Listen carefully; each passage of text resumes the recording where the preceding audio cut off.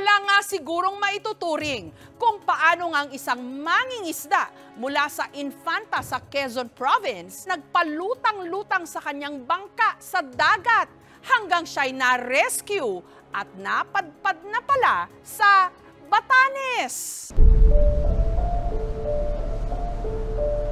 Alalang-alala ang mag-inang Magdalena at Robert. 46 na araw kasing hindi nakikita ang haligi ng kanilang tahanan na si Robin matapos itong pumalao para mangisda. Hindi na po ako makakakain. Saka iisip ko po yung asawa ko kung paano po na makauwi. Sobrang sakit nun po. Dahil doon ko pa na-realize na mawalan pa ng isang ama. Nagdadasal po ako na sana makita si Papa. Pero kung kailan halos nawalan na sila ng pag-asa, saka naman sila nakatanggap ng himala. Ang ama nila makalipas ang 46 na araw o 1 buwan at kalahati. Hinang-hina ng natagpuan sa pinakahilagang isla ng Pilipinas, sa Batanes.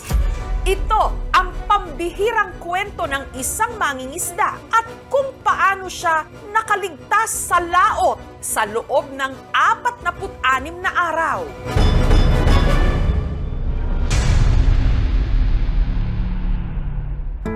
Taga Infanta, Quezon ang pamilya ni Robin. Umaga noong July 28, nung pumalaot siya kasama ang kanyang mga kapwa mangingisda para mangisda sa Pacific Ocean. Ay nakakalaot pa sila ng 2 linggo, minsan 1 linggo. Minsan po nga po 1 buwan na hindi po umuwi. Pero sadyang may kakaiba raw sa pag-alis na yon ng mister ni Magdalena. Parang ako'y nangihina, nalulungkot. Iba po talagang pakiramdam po. Hanggang nitong August 7, ang mga kasama ni Robin, ibinalita sa kanya na 2 araw na palang nawawala ang kanyang mister sa laot. Masama po talaga ang loob ko doon sa kasamahan po ng asawa ko at saka yung amo niya. Yung kapitan po nag-decide na mabalik kasi hindi na maganda ang panahon. Delikado na po, lumalaki na po yung alon kaya nag-decide na siya na tumabi. Nandun pa rin siya, inikutan pa rin nila yung area na yun. Nakukonsensya ako kasi siyempre kami ang may-ari. Takot din pati na mawalan sila ng membro ng pamilya dahil naisip ko na dahil sa amin. Napag-usapan din namin ng pamilya na suportahan sila. Inireport namin sa Coast Guard na para hanapin. Tumulong naman po sila sa amin. Nasa isip ko po nun, buhay pa po. Kung patay naman po yun si Papa, nagpaparamdam po yun sa amin. Ngunit lumipas ang mga linggo. Hirap po talaga tanggapin. Gusto ko po na kita yung aking asawa. Gusto ko po na makauwi para isama-sama po kami lahat ng mga anak niya. Samantala, 400 milya mula sa Infanta, Quezon, tanghali nitong September 19 sa karagatan ng Itbayat sa Batanes. May napansin daw ang grupo ng mga bangkero ni Julio. Yung isang kasama ko, sinabi niya sa akin na may bangka doon, pero hindi tumatakbo, baka nasira ng makina. Sabi nila, walang tao. Pero laking gulat nila nung lapitan nila ito. Nagising yung tao sa bangka, talaga wala nang lakas binigyan ng lubid. Itali mo yung bangka mo, sabi nila sa tao. Tapos tumalon, hindi na makalangoy. Nitulungan ng mga kasama ko. Kaya siyang gumalaw. Ang lalaki, ang hinahanap na mister ni Magdalena, si Robin. Agad itong isinugot sa ospital.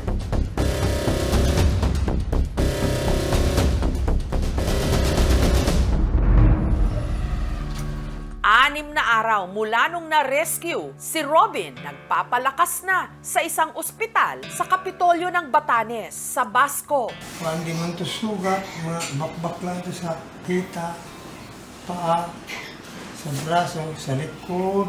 Hindi ko makita rin niya sa likod. Hapdi lang siya. Nung dumating po yung pasyente sa ospital, talaga pong nangihina po siya dahil matagal nga po hindi nakakain ng maayos. At bukod po doon, meron din pong dehydration yung pasyente. Meron din po mga sugat sa balat niya at meron din pong sunburn dahil matagal na naka-expose po sa dagat. Yung binti niya po, hindi niya po talaga naituwid. Dito na inilahad ni Robin ang kanyang matinding pinagdaanan sa laot.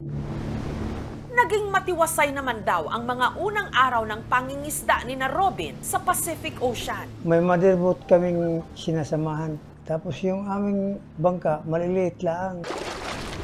August 4, madaling araw ako yung pumapalaot. Nawala ako dun sa mother. Umikot-ikot na ako. Aking sweater na pinutol ko yun. Tapos sinauso ko sa gasolina para sisindihan ko. Tinataas ko para makita nila kung nandyan pa yan sila. Ay wala na talaga silang. Nabusan ako ng gasolina.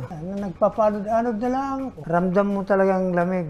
Ang naging pantawid gutom niya sa laot. Isda naman pa, palutang-lutang sa tagiliran ng mga bangka. Sinasalaksak ko ng kutsilyo. Idadaing ko yung kabaak. May nakita rin akong niyog, isang piraso, kinain ko yung laman. May timba naman kung kulay asol, yun ang pinag-anuhan ko ng tubig. Akalaman din naman akong mga 1 galon, yun, tinitipid-tipid ko pang iinom. Sa laot, inabutan din daw siya ng bagyo. Kakabon lang ako ng mukha ko sa takip ng styrofoam, naglilimas para hindi mapupunong aking bangka ng tubig. May nakaengkwentro rin daw siyang mga pating. Paikot-ikot sa aking bangka, pabayaan ko lang sila. Basta na ako at tutulog na lang. Hindi ako nawawalan ng pag-asa. Basta nananalig lang ako sa Panginoon.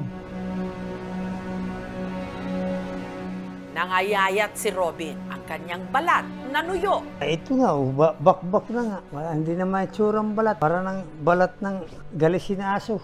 Ay ako na bumangon. Katapusan yata at wala na akong tubig ay. Wala na akong pagkain ay. Kala ko yung mamamatay na ay.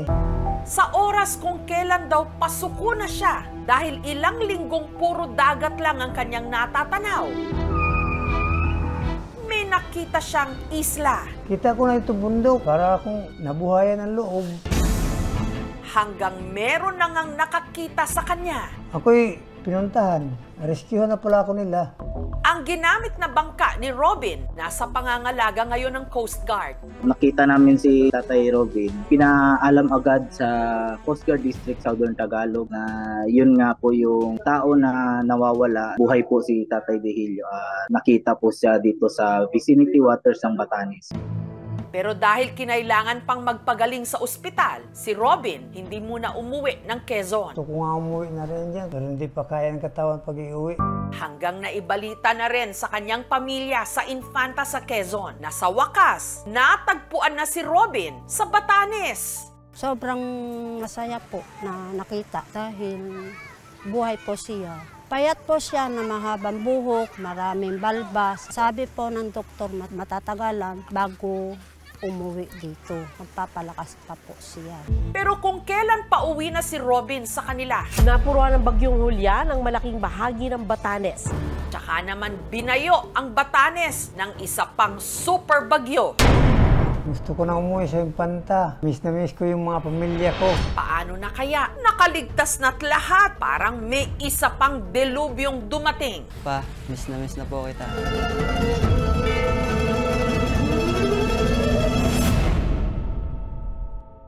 Mabuti na lang at nitong Biyernes, gumanda na ang panahon. Kaya ang local government unit ng Basco sa Batanes at ang lokal na pamahalaan ng Infanta Quezon, katuwang ang Coast Guard, plinansya na ang pag-uwi ng mangingisda na si Robin. Isinakay si Robin sa eroplano ng Philippine Coast Guard para iluwas ng Maynila.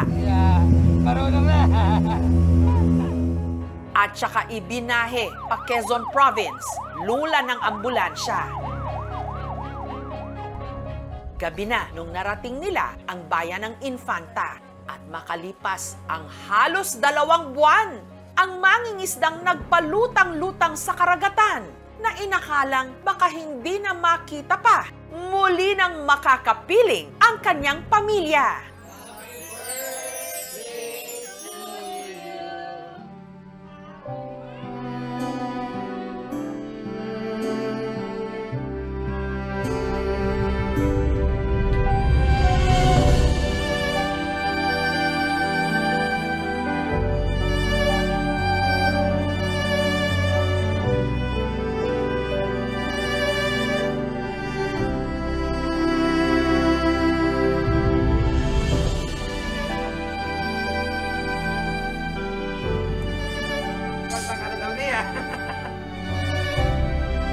Natupad mo ba yung mga pinapanalangin po ninyo ng mga nakaraang araw? Ano pong una yung gustong gawin ngayon? Na nandito na kayo sa Infanta? Kakain muna? Okay po, sige po, kain na po muna.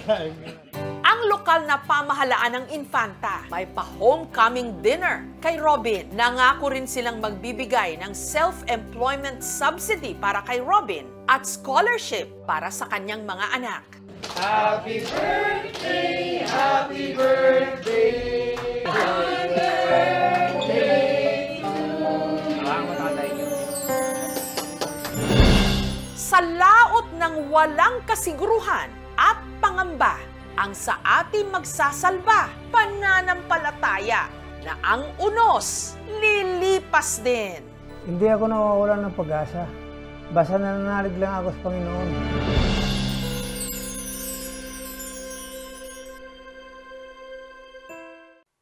Thank you for watching, mga kapuso. Kung nagustuhan niyo po ang videong ito, subscribe na sa GMA Public Affairs YouTube channel.